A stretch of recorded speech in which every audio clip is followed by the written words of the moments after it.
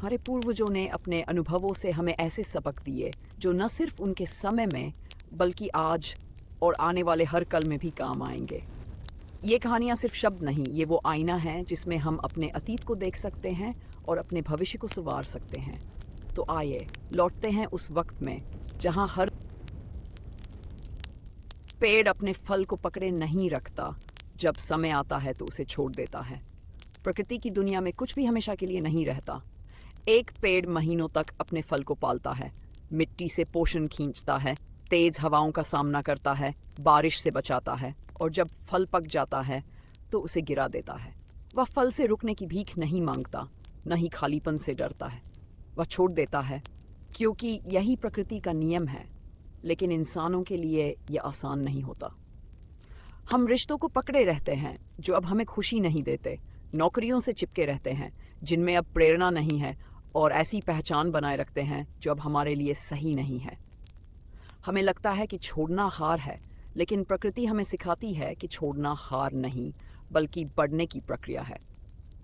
पेड़ फल को खोता नहीं बल्कि उसका उद्देश्य पूरा करता है जब वह उसे गिरने देता है। छोड़ने में दर्द होता है, लेकिन यह दर्द इसलिए होता है क्योंकि हम प्यार को पकड़ने से जोड़ कर देखते हैं। पेड़ फिर भी पोषण देता है, खड़ा रहता है, लेकिन जानता है कि अगर वह फल को पकड़े रखेगा तो सड़ जाएगा। यही बात लोगों, पलों और विचारों पर भी लागू होती है। अगर हम उन्हें ज़्यादा कसकर पकड़ेंगे तो उनकी सुंदरता खत्म हो जाएगी। हम दुखी इस वजह से नहीं होते कि चीज़ें खत्म होती हैं, बल्कि इसलिए कि हम उनके खत्म होने का विरोध करते हैं। समय छोड़ना कमजोरी नहीं, बल्कि एक तरह की ताकत है जो दिखने में समर्पण जैसी लगती है। यह चक्र भरोसा करना है, यह मानना है कि जो चला गया उसने नई जगह बनाई है। खालीपन कोई कमी नहीं बल्कि एक निमंत्रण है। पेड़ फल गिरने पर टूटता नहीं बल्कि अगली बार खिलने की तैयारी करता है। कुछ चीज़ें छोड़ने के लिए बनी होती हैं। कुछ मौसम हमें नर्म हाथों से पकड़ने की सीख देते हैं, न कि कसकर मुट्ठी बांधने की। ज़्यादा देर तक पकड़े रहना पोषण को सड़न में बदल देता है, लेकिन सही समय पर छोड़ना किसी और चीज़ को जड़ पकड़ने का मौका देता है। चुपचाप, अदृश्य रूप से, लेकिन ताकत के साथ। जैसे जंगल में धीमा डोल बजता है, वह ध्यान खींचने की कोशिश नहीं करता, चिल्लाता नहीं, फिर भी उसकी हल्की सी थाप दूर तक जाती है, गहराई में उतरती है और सुनने वालों के मन में लंबे समय तक गूंजती रहती है। असली ताकत हमेशा शोर में नहीं होती, कभी कभी चुप्पी में भी होती है। जब जब कोई धीरे धीरे सोच समझकर बोलता है तो उसके शब्द शोर को चीरते हुए सीधे दिल और दिमाग में उतर जाते हैं। यही धीमा डोल करता है। वह बार बार नहीं बजता, लेकिन जब बजता है तो पूरा जंगल सुनता है। सोच के साथ भी यही होता है। सबसे ऊंची और शोर वाली सोच डर, लालसा और चिंता से भरी असली समझ को डुबा देती है। लेकिन जब मन नरम होता है, नियंत्रण छोड़ देता है, तो एक गहरी गूंज उठती है, एक सच्चाई जो बनाई नहीं गई बल्कि खोजी गई होती है। ये गूंज जल्दी नहीं जाती, बार बार लौटती है, याद दिलाती है, फुसफुसाती है और हमें अंदर से जगाती है। अहंकार को शोर चाहिए, पहचान चाहिए, लेकिन सच्ची बुद्धि अक्सर चुप्पी में ही सुनाई देती है।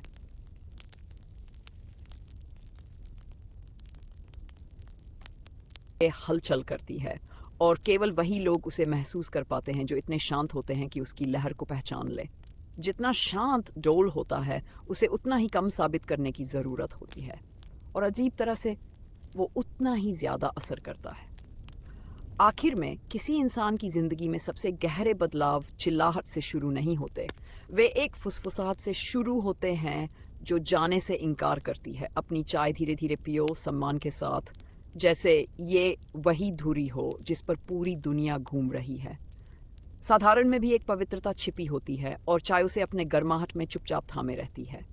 जब कोई चाय को धीरे धीरे पीता है, ना प्यास बुझाने के लिए, ना समय काटने के लिए, बल्कि पूरी तरह से उस पल में रहने के लिए, तब दुनिया बदलने लगती है।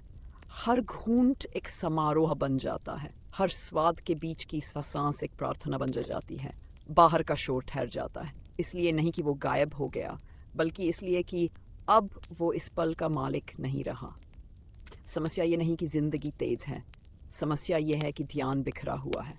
लोग खाते हैं तो मोबाइल स्क्रॉल करते हैं, बोलते हैं तो पहले से जवाब सोचते हैं, या जीते हैं तो पहले से अगले पल की कल्पना करते हैं। लेकिन चाय, उसका ना कोई भविष्य है, ना कोई अतीत, वो बस अभी में मौजूद है। और अगर पूरा ब्रह्मांड एक कप में डाला जा सकता तो वो एक ही बात कहता, पूरी तरह यहाँ रहो। चाय को सम्मान से पीना सादगी को प्रणाम करने जैसा है। कप पकड़ने वाला हाथ स्थिर हो जाता है, विचार नर्म हो जाते हैं जैसे सतह से उठती भाप। उस पल कुछ भी कमी नहीं होती, कोई पीछा नहीं, कोई प्रदर्शन नहीं, कोई साबित करने की जरूरत नहीं, बस होना। ये चाय के बारे में नहीं है, ये धीमेपन के बारे में है, उस निकटता के बारे में, उस फैसले के बारे में कि किसी साधारण चीज को असाधारण मान लिया जाए। सम्मान सिर्फ मंदिरों के लिए नहीं है। जब कप होंठों से छूता है, जब गर्माहट गले से नीचे उतरती है, जब शरीर बिना इजाजत मांगे सांस लेता है। दुनिया कई भ्रमों पर चलती है, लेकिन मौजूद रहना कोई भ्रम नहीं है। और जब पीने का काम भक्ति का रूप ले लेता है तो सबसे छोटा पल भी पवित्र हो जाता है। उस चुप्पी में जहां कुछ मांगा नहीं जाता और सब महसूस होता है। जिंदगी भर जाती है, इतनी भर जाती है कि और कुछ चाहिए ही नहीं। बिना कोई निशान छोड़े चलना मौजूदगी का सबसे ऊंचा रूप है। सच्ची मौजूदगी अपना परिचय नहीं देती, वो तालियां नहीं चाहती, वो सबूत नहीं मांगती, वो आती है, जीती है और चली जाती है बिना दुनिया की सतह को छेड़े। फिर भी उसकी गैर मौजूदगी गहराई से महसूस होती है। बिना निशान छोड़े चलने का मतलब अदृश्य होना नहीं है, बल्कि जिंदगी में इतने धीरे, इतने सचेत होकर चलना है कि आपके गुजरने से न लोग आहत हो, न जगहें, न ही चुप्पी। ज्यादातर लोग शोर मचाते हुए जीते हैं, पीछे निशान छोड़ते हुए, पछतावे, द्वेष, संपत्ति, निर्णय। एक चाह होती है याद रखे जाने की, देखे जाने की, दुनिया में एक निशान बनाने की। लेकिन पुरानी बुद्धि कुछ और कहती है, वो फुसफुसाती है। सबसे बड़ा असर जबरदस्ती से नहीं आता, वो बिना आवाज के आता है। जैसे पेड़ों के बीच से हवा, जैसे पानी पर चांदनी, जैसे बर्फ पर बना पद चिन्ह जो पिघलने से पहले ही गायब हो जाए। बिना निशान छोड़े चलना है, बिना नियंत्रण के प्यार करना, बिना लगाव के देना, बिना चोट पहुंचाए बोलना। ये जीते जी गायब होने की कला है, बिना हर सतह पर अपना नाम खोदे हुए। इसका मतलब है केंद्र बनने की जरूरत नहीं, सही साबित करने की जरूरत नहीं, उस चीज को पकड़ने की जरूरत नहीं जो रखी ही नहीं जा सकती। सबसे शुद्ध मौजूदगी निस्वार्थ होती है। ये पूरी तरह यहाँ होने की कला है, पूरी तरह शामिल होने की, बिना कुछ मांगे। ये वो शिक्षक है जो सपक में अपना अहंकार नहीं छोड़ता। वो माता पिता है जो पालते हैं पर बांधते नहीं। वो मेहमान है जो कमरे को पहले से हल्का करके छोड़ जाता है। ऐसी मौजूदगी यादों में नहीं बल्कि पीछे छोड़ी ऊर्जा में रहती है। ये मिटाना नहीं है, ये निखारना है, ये अनुशासन है। दुनिया में धीरे कदम रखने का, जानते हुए कि जो कुछ भी आप छू रहे हैं वो जिंदा है। और जब आपका समय पूरा हो जाता है, दुनिया वैसी ही रहती है, शायद और भी अच्छी, क्योंकि आप इतने कोमल थे कि जितना दिया उससे ज्यादा नहीं लिया। एक स्थिर तालाब सितारों को ज्यादा साफ दिखाता है बनिस्बत एक तेज बहते पानी के। स्पष्टता गति में नहीं, स्थिरता में मिलती है। सितारे हमेशा होते हैं चमकदार और प्राचीन, लेकिन वे खुद को उस पानी को नहीं दिखाते जो कभी रुकता ही नहीं। तेज बहती धारा जीवंत हो सकती है, शक्तिशाली, नाटकीय, लेकिन वो आसमान का आईना नहीं बन सकती। उसकी सतह बहुत बेचैन है, उसकी लय बहुत ऊंची। केवल तालाब अपनी शांत आत्मसमर्पण में एक परफेक्ट आईना बन पाता। केवल स्थिरता में सच्चाई बिना विकृति के दिखती है। मन के साथ भी यही है। जब विचार दौड़ते हैं, भावनाएं उफनती हैं, दिल जल्दी में उलझा रहता है, तब से चमकीली समझ भी छिपी रहती है। लेकिन जब मन ठहरता है, वो भी सच में ठहरता है, तब वास्तविकता खुद को प्रकट करती है। कुछ नया बनकर नहीं, बल्कि वही होकर जो हमेशा से वहां थी, बस इंतजार कर रही थी। शांति कोई उपलब्धि नहीं है, वो बस वही है जो तब बचता है जब शोर को और नहीं खिलाया जाता। लोगों को सिखाया जाता है स्पष्टता के पीछे भागो, विश्लेषण करो, हल करो, पकड़ो। लेकिन पुराना सबक कुछ और सिखाता है, रुको, इंतजार करो, सांस लो।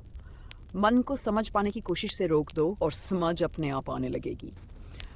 जैसे सितारे तभी दिखते हैं जब आसमान काफी अंधेरा हो जाए। जैसे सच फुसफुसाता है, चिल्लाता नहीं। एक स्थिर तालाब आईना बनने की कोशिश नहीं करता था, वो बस होने देता है। वो कोई विरोध नहीं करता। यही राज है, अराजकता पर विजय पाने का नहीं, बल्कि उस पर प्रतिक्रिया देना बंद करने का। इतना मौजूद रहना कि कुछ जोड़ने या बदलने की जरूरत ना हो, और उस चुप्पी में प्रतिबिंब परफेक्ट हो जाता है। स्थिरता कमजोरी नहीं है, वो सटीकता है, वो धैर्य है, वो शांत ताकत है जो एक ऐसी दुनिया में स्थिर रह सकती है जो लगातार गति चाहती है। सितारे बदलते नहीं, सच गायब नहीं होता, लेकिन केवल वही देख सकते हैं जो रुकने को तैयार हो, कि वो हमेशा से कितने चमकदार रहे हैं। घाव वही है जहां शिक्षा प्रवेश करती है, वहां नहीं जहां कहानी खत्म होती है।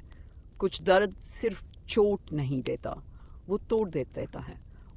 वो दरवाजा नहीं खटखटाता, वो अंदर घुस आता है, हर परिचित चीज को तोड़ देता है। और जब वो चला जाता है तो पीछे इतनी तेज चुप्पी छोड़ता है कि वो गूंजती है। उस चुप्पी में अधिकतर लोग सोचते हैं कहानी यहीं खत्म हो गई, कि दिल टूटना, विश्वासघात, नाकामी, हानि, जो भी घाव को काट गया वो आखिरी अध्याय था। लेकिन सच ये है, वहां अंत नहीं होता, वहां शुरुआत होती है। क्योंकि घाव सिर्फ एक निशान नहीं है जो मिटने का इंतजार कर रहा है, वो एक दरवाजा है और उसके पार कुछ पवित्र अंदर आने की कोशिश कर रहा है। लोग सालों अपने दर्द को ढकते रहते हैं जैसे वो शर्म की बात हो। वो उसे सुन करते हैं, उससे भागते हैं, उस पर सजावट चढ़ा देते हैं ध्यान भटकाने के लिए। लेकिन घाव सिर्फ इसलिए गायब नहीं होते क्योंकि उन्हें नजरअंदाज कर दिया गया।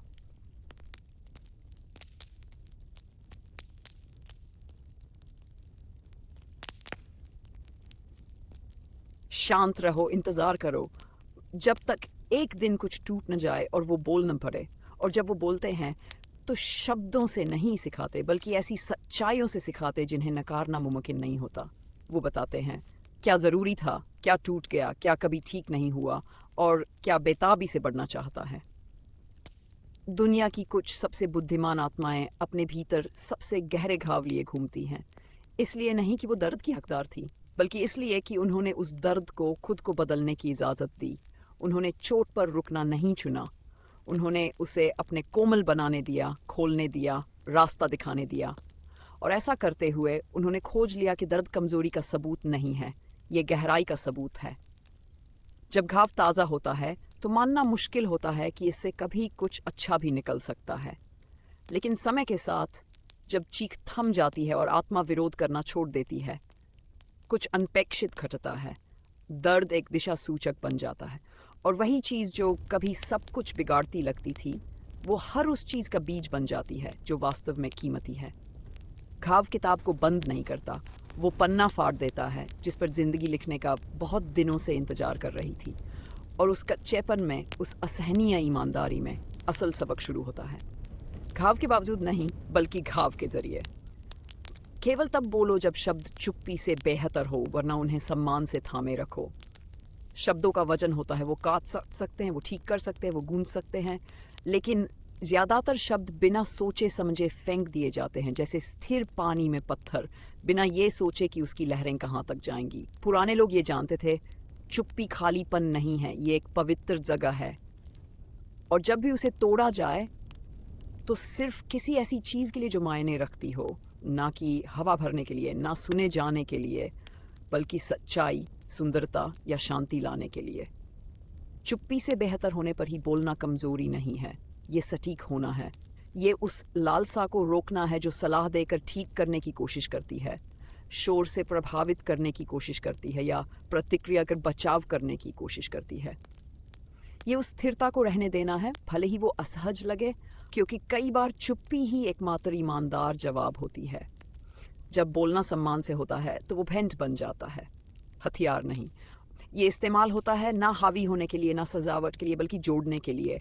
जहाँ उलझन थी वहाँ समझ लाने के लिए, जहाँ दर्द था वहाँ सुकून देने के लिए। और जब ये नहीं हो सकता, चुप्पी बेहतर होती है। जितना ज़्यादा कोई बोलता है उतना उसका मतलब पतला हो जाता है।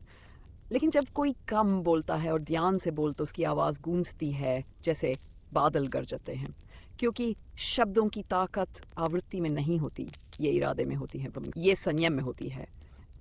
ये वो क्षमता है कि एक विचार उठते हुए महसूस करना और उसे जाने देना। शब्दों को सम्मान से थामना विनम्रता का काम है।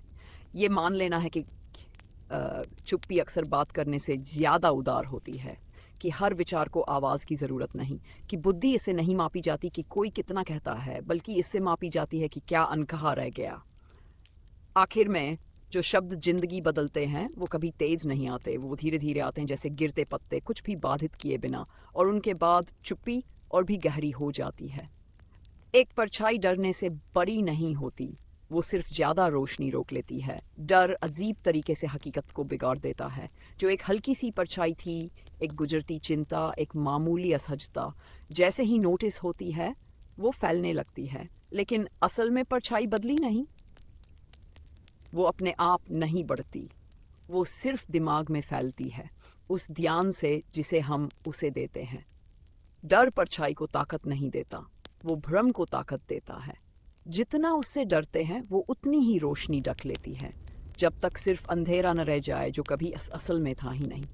लोग अक्सर परछाइयों को खतरा समझ लेते हैं, अनिश्चितता को खतरा कह देते हैं, असहजता को तबाही का नाम दे देते हैं, और फिर वो उससे बचते हैं, उससे मुंह मोड़ते हैं, भागते हैं, छिपते हैं, बिना समझे कि यही काम उसे और भारी बना देता है। परछाई का कोई वजूद नहीं, वो छू नहीं सकती, नुकसान नहीं पहुंचा सकती, वो बस नज़र को रोकती है। और जब उससे डरते हैं वो मजबूत नहीं होती, वो बस और रोशनी ढक लेती है जो हमेशा से थी। असल दुख परछाई की मौजूदगी नहीं है, दुख ये है कि उसके कारण क्या क्या छूट जाता है। खुशी, स्पष्टता, जुड़ाव, सब धुंधला हो जाता है। और ये इसलिए नहीं कि वो चीज़ें गायब हो गई, बल्कि इसलिए कि हमने परछाई को केंद्र में ला दिया। दिमाग एक थिएटर बन जाता है जहाँ डर का नाटक चलता है, और जितनी देर उस पर रोशनी डाली जाती है उतनी देर तक रोशनी हमसे दूर रहती है। लेकिन जैसे ही ध्यान बदलता है, जैसे ही डर को पहचानते हैं, उसका सामना करते हैं, भ्रम टूट जाता है, परछाई सिकुड़ जाती है। इसलिए नहीं कि वो नष्ट हो गई, बल्कि इसलिए कि रोशनी को फिर से आने दिया गया। ये कभी परछाई को हराने का मामला नहीं था, ये था कि उसे उस ज़रूरत से ज़्यादा जगह ना दी जाए। डर परछाई का आकार नहीं बदलता, वो बस देखने वाले को अंधा कर देता है। जितनी ज़्यादा रोशनी से डरोगे उतनी ही वो रोशनी तुमसे छिप जाएगी। सच्ची बुद्धि ये जानना है कि कब कुछ न करना है। दुनिया हमेशा करने वालों की सराहना करती है, जो आगे बढ़ते हैं, समस्याएं हल करते हैं, जीतते हैं, बनाते हैं, लड़ते हैं। स्थिरता को अक्सर कमज़ोरी समझ लिया जाता है, लेकिन असली बुद्धि संयम में रहती है। हमेशा वही मजबूत नहीं होता जो सबसे पहले कदम बढ़ाए, बल्कि वो होता है जो समझता है कि कभी कभी कुछ ना करना ही सबसे ताकतवर चुनाव है। कुछ ना करना टालना नहीं है, ये डर नहीं है। ये आग को देखकर ना पानी डालने जैसा है, ना तेल। ये समझना है कि हर तूफान के पीछे नहीं भागना चाहिए, हर अपमान का जवाब नहीं देना चाहिए, हर असहजता को हल नहीं करना चाहिए। कुछ पल ऐसे होते हैं जब सबसे बुद्धिमान रास्ता रुकना है, इंतज़ार करना है, बिना हस्तक्षेप के चीज़ों को खुलने देना है। ऐसा अनुशासन दिखने में नंग करने जैसा लगता है, लेकिन ये गहरी समझ से लिया गया फैसला होता है। एक ऐसी चुप्पी होती है जो बहुत कुछ कहती है, एक ऐसी स्थिरता जो नींव हिला सकती है, किसी भी तेज प्रतिक्रिया से ज्यादा। बहुत परिपक्वता चाहिए जब अंदर से सब चिल्ला रहा हो जवाब देने के लिए, और फिर भी खुद को रोक पाना। स्पष्टता चाहिए ये देखने के लिए कि समय वही सुलझा सकता है जिसे घबराहट सिर्फ और उलझाएगी, और साहस चाहिए इस भ्रम का विरोध करने के लिए कि नियंत्रण हमेशा कुछ करने में ही होता है। बुद्धि ये नहीं है कि हमेशा पता हो क्या करना है, यह है कि पता हो कब न करना है। जब पीछे हटना सच को जगह देता है, जब चुप्पी व्याख्या से ज्यादा दिखाती है, जब धैर्य किसी भी तलवार से तेज बन जाता है। मूर्ख खुद को साबित करने के हर मौके पर कूद पड़ते हैं, बुद्धिमान उस पल का इंतजार करते हैं जब कार्रवाई वास्तव में मायने रखे।